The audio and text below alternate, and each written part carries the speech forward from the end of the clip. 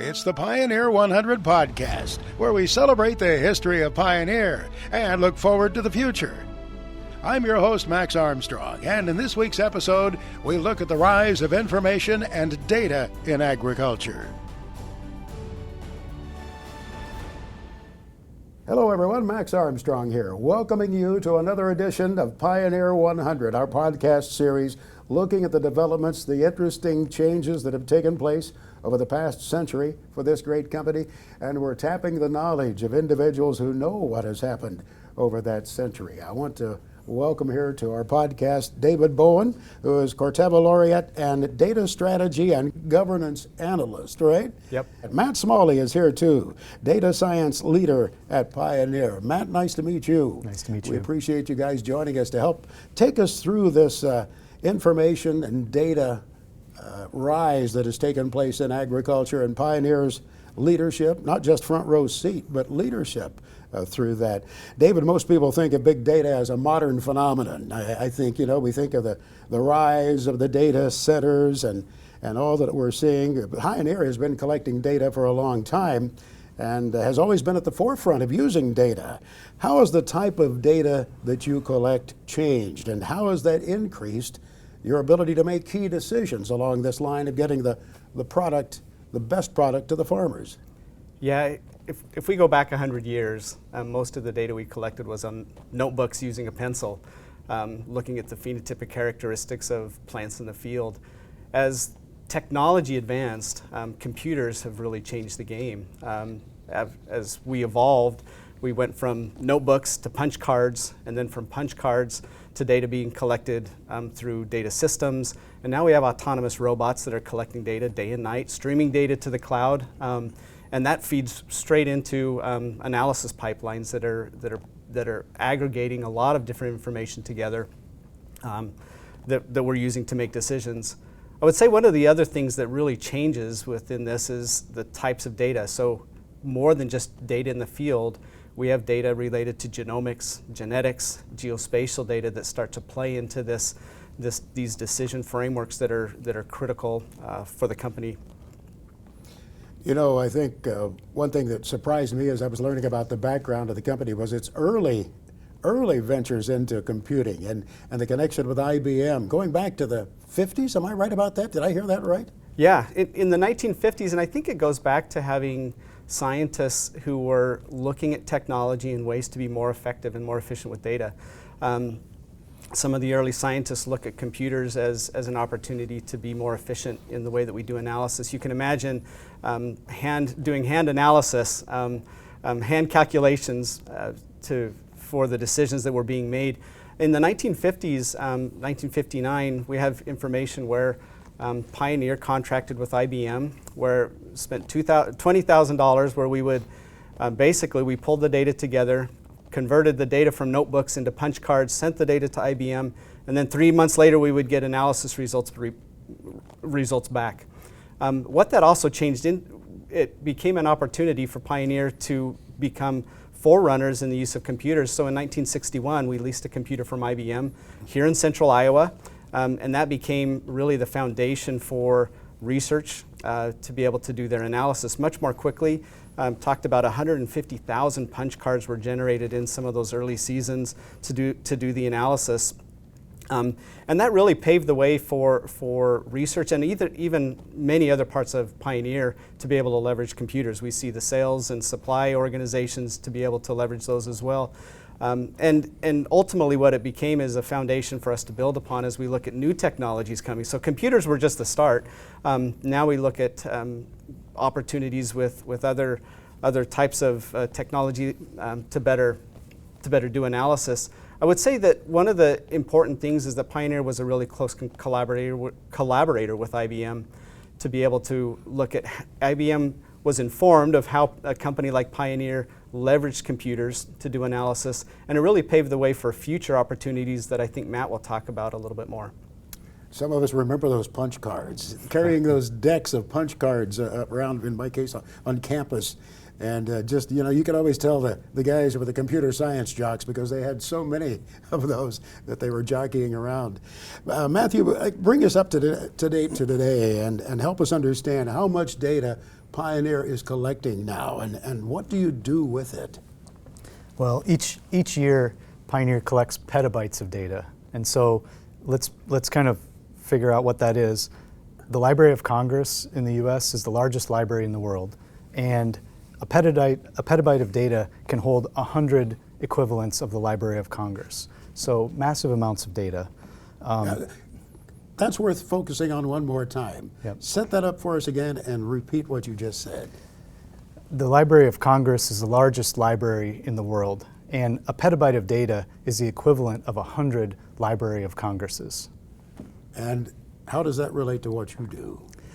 As David said, we have genomics data, we have geospatial data, soils, weather, satellite, and so that data are used for in the pipeline to discover, develop, and to deliver seed products. And so basically, in the discovery phase, we use data to make decisions about biotech traits like insect control. For example, we can discern the structure of an insect control protein, which allows us to figure out how it's going to pair up with an insect and control it. And so it used to take us 2 to 3 months in the lab to figure out a protein structure. Today we can do it in 6 seconds with computers. And so a massive increase in speed. In the plant breeding realm, we collect 85 million proximal and UAV sensing data points in our precision phenotyping efforts. And so those lead to better plant breeding decisions. Then in our seed production and our seed business, we use data to figure out which hybrids and varieties to produce, how much to produce of each, and actually where to produce them in our production footprint. And then finally, as we get to delivering the seed to the customer, we also want to use data to help the customer use our products in the best way possible. And so fungicide timing is a great example of how we use data and models along with Pioneer seed and Forcevo fungicide to create a better outcome for the farmers. So to wrap it all up, we want to create better products using data, we want to run a better seed business using data, and we want to drive better outcomes for the farmers using data. I have to ask you about some numbers I came across. I want you to verify this. It said if we printed out our genomic sequence data in 12-point Arial font and stretched it out into space, it would stretch 10 billion, with a B, 10 billion miles. That's right. We generate a massive amount of sequence data every day here at Pioneer, and that string of sequence data that is basically the equivalent of 3 times the distance of our solar system. That string of sequence data is actually extending at a rate of 300,000 miles per hour because we're generating new sequence data every day. It's hard to wrap your brain around that for some of us, by all means. Pioneer is so immersed in data science, you're actually helping some of the tech giants think a little bit differently about what they're doing and to think about biology. Can you talk about your work with partners like NVIDIA? Sure. We work with most of the big tech companies. Each one of them has different areas of expertise. NVIDIA is really good at optimizing large AI workflows on their chipsets. They also host large foundation models for DNA, protein, and chemistry that we like to use in our product development process. And so they help us, make the best use of those services. And then in turn, we help them understand ag use cases, which are quite different than pharma use cases, which they're used to. We may use the same DNA or protein models as pharma, but we use them in a different way. And so our input helps them develop their services and products that they provide. David, how does connecting data across the whole organization, all the way from research and development to the manufacturing to the sales, how does that directly benefit the producers who buy your seed? Yeah, I think it's really important to understand that data isn't just unidirectional. Matt and I come from research, but the reality is we feed research data into supply seed production and sales, and certainly that data makes its way into the hand of farmers. The reality is it's really important in research for us to understand the data coming from the other direction.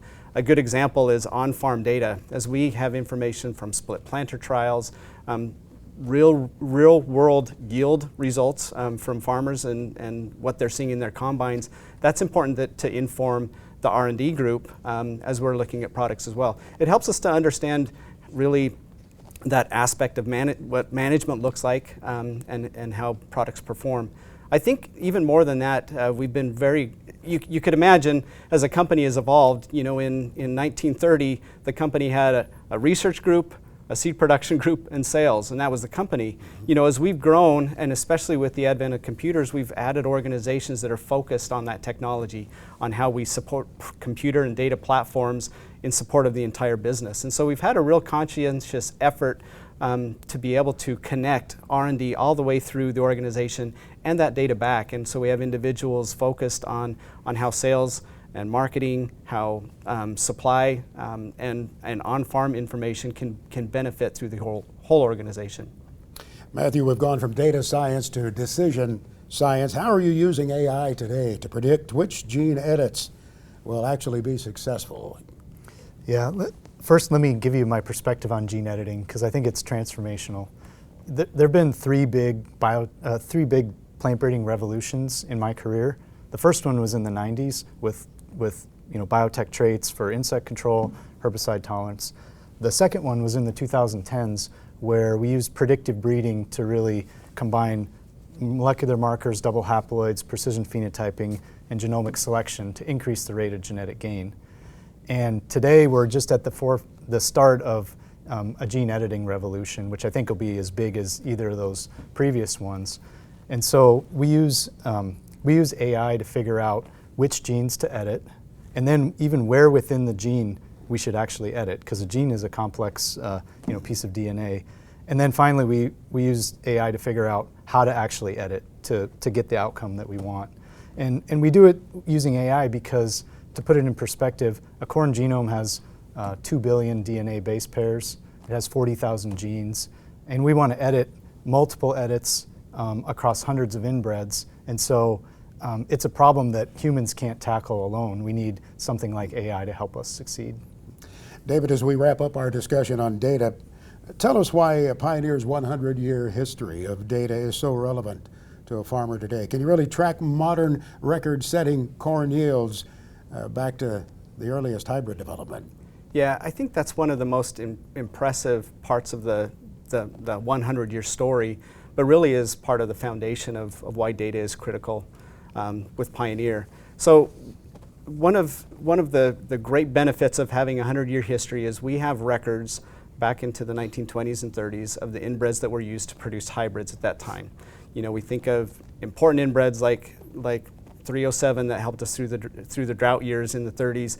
We think of 3780 and others. The reality is we're able to trace inbred pedigrees through that whole generation. And so even in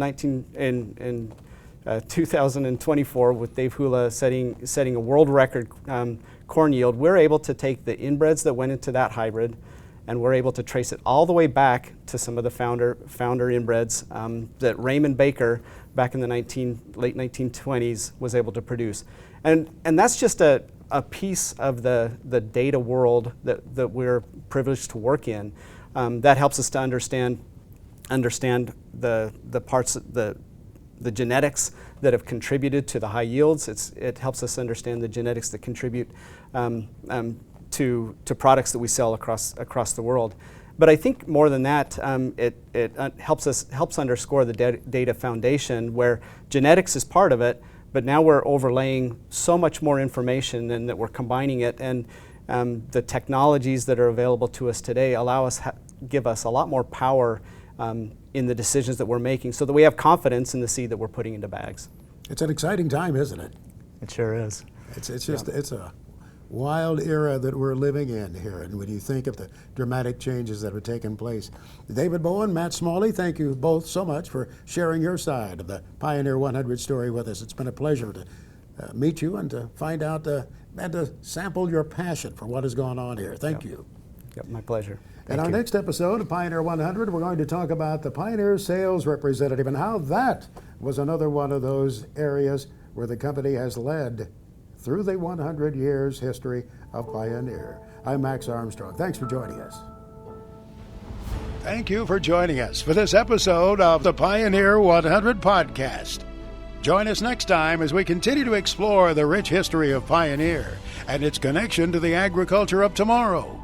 Visit pioneer.com/100 to learn more.